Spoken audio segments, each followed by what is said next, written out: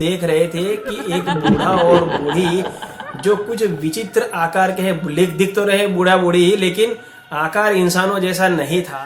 कि हमें नहीं खिलाएगा, अकेले ही लेकर के जाएगा, क्या तू ही मिठाई कहेगा, मुझे नहीं देगा। नमस्कार, हर हर महादेव। स्वागत है आप सभी का आहट एक अनहोनी के चैनल पर एक और बढ़िया सी भूतिया कहानी पे।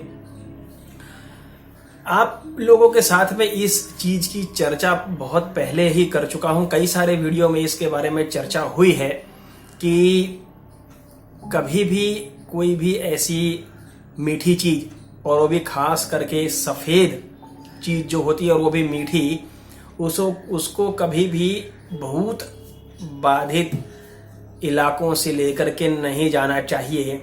कई बार इसके बारे में मैं अपने वीडियो में बता चुका हूं, आप लोगों ने अपने बुजुर्गों से जाना भी होगा, लेकिन कई लोग फिर भी इन चीज़ों पर गलतियां करते रहते हैं और कहानियों पे कहानियां बनती रहती हैं। आज की कहानी भी कुछ ऐसी ही है। सीधा कहानी की ओर बढ़ते हैं। कहानी है प्रशांत जी की। प्रशांत रात के समय अपने ऑफिस से छूट करके घर आ रहे थे और काफ़ी लेट हो गया था, लेकिन घर पे वादा किया था कि भाई बाहर से ही आज कुछ नॉनवेज लेकर के आऊँगा खाने के लिए। तो इन्होंने नॉनवेज खरीदा, चिकन मटन जैसा कुछ, और उसके साथ साथ में मिठाइयाँ भी खरीदी और उसको लेकर के बढ़ रहे थे। और ये रात के बहुत ज़्यादा देर का समय नहीं था, करीबन 11:30 के आसपास का ही समय होगा। लेकिन जिस रास्ते से गुजरते थे वो रास्ता काफी सुनसान ही रहा करता था अमूमन, और वैसे भी 11:30 के समय भी आजकल ज्यादा व्हीकल नहीं चलते। और कुछ रास्ते ऐसे होते हैं जो 8 बजे के आसपास है, जिसमें लोगों का आना जाना कम ही हो जाता है। अब ऐसे ही रास्ते से गुजर रहे थे प्रशांत जी, और ये हमेशा पैदल ही आते थे क्योंकि इनकी ऑफिस से इनके घर का डिस्टेंस सिर्फ और सिर्फ 3 किलोमीटर का था। तो ये रास्ते से ही वो आते थे और पैदल ही आ रहे थे। अब वो पैदल जब ये खाना और मिठाइयाँ लेकर के चल रहे थे, आधा रास्ता क्रॉस कर चुके थे, उसके बाद में थोड़ी थोड़ी इन्हें सरसराहट सी सुनाई दी। पहले ऐसा लगा जैसे कुछ ठंडी हवा का झोंका उनके आसपास से गुजरा हो। उन्हें ये सीधा सीधा ही महसूस हुआ है कि हाँ कुछ यहाँ से गया, लेकिन कुछ खुशबू बदबू जैसा कुछ मिक्स जैसे तरीके की खुशबू इन्हें आई है, और तुरंत ही उन्हें ये आवाज सुनाई दी है कि हमें नहीं खिलाएगा, अकेले ही लेकर के जाएगा, क्या तू ही मिठाई कहेगा, मुझे नहीं देगा। ये आवाज आई और इन्होंने पीछे मुड़कर के देखा है, पीछे कोई नहीं था। इन्हें लगा जैसे इनका कोई यार दोस्त वगैरह कोई होगा, लेकिन पीछे कोई भी नहीं था। इन्होंने लगा शायद इनका कोई भ्रम है और आगे बढ़ने लगे, लेकिन थोड़ा ही आगे गए हैं, मतलब बहुत ज्यादा नहीं, बहुत ही थोड़ा आगे गए हैं, 10-20 मीटर जितना। और उन्हें ऐसा लगने लगा जैसे उन्होंने जो थैले लिए थे, हाथ में उठाए थे, वो एकदम भारी भारी से हो गए, एकदम भारी, जैसे उसे उठा करके ले जाना ही उनके लिए पॉसिबल ना हो। और वापिस से वही आवाज आई, अरे थोड़ा खिला दे, थोड़ा खिला दे। इस तरीके का आवाज अब उनको सीधा सीधा सुनाई देने लगे। ऐसा नहीं कि कुछ फुसफुसाहट हो रही हो, लेकिन दिखाई कुछ नहीं दे रहा था। ये प्रशांत को भी पता था कि अगर इस तरीके की कोई चीज आपके सामने आती है तो क्या करना है। प्रशांत ने क्या किया कि उसमें से रोटी निकाल करके कुछ रोटी वहां पर रास्ते पर रख दी और आगे बढ़ने लगे, लेकिन वो आगे बढ़ नहीं पा रहे थे। फिर वापिस वो थैला भारी का भारी ही रह रहा था। तब उन्होंने क्या किया कि अब उन्हें पता चली गया था कि मैं नहीं आगे लेके जा पाऊंगा इसे, तो उन्होंने नॉनवेज निकाल करके पूरा रोड के किनारे पर रख दिया, वो थैला ही रख दिया और आगे जाने लगे।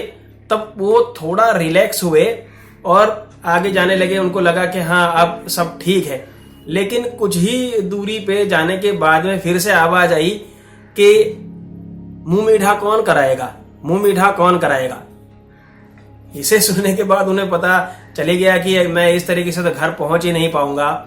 वो डरने लगे, अब क्लियर डरने लगे, क्योंकि जब ये आवाज उन्हें आई और उन्होंने पीछे देखा तो वो देख रहे थे कि एक बूढ़ा और बूढ़ी जो कुछ विचित्र आकार के हैं, दिख तो रहे बूढ़ा बूढ़ी, लेकिन आकार इंसानों जैसा नहीं था।